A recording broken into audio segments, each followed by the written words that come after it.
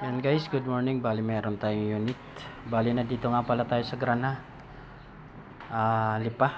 So ito po ang unit natin i-repair. Bali ang cost daw nito, yung issue daw ay parang ayaw daw magkarga ng tubig. So check po natin, set po natin siya sa sa wash normal.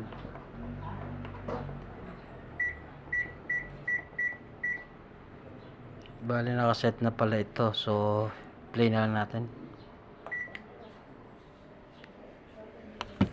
Check natin kasi hindi man naman ng customer, hindi daw napasok ang tubig kahit bukas na, kahit maliit.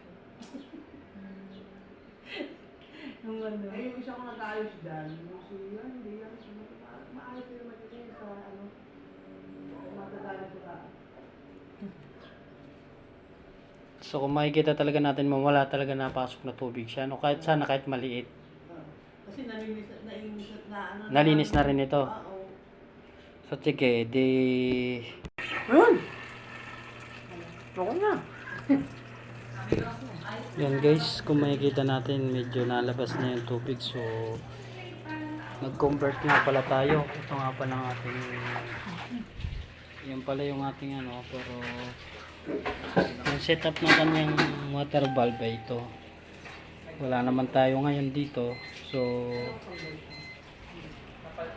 naglagay lang tayo ng another kung ano pwede masolusyon. So i-check lang natin yan.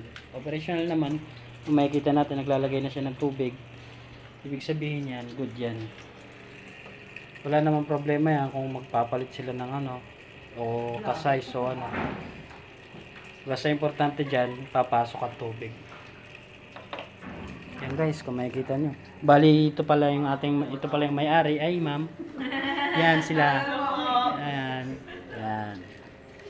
So check na natin. Shout out. Yan, shout out daw sa mga taga-Granha. Yan, kung maaari baka naman pa-subscribe naman sa ating YouTube, Letmark Kaindoy. Salamat po. Sabi nga kilala ko.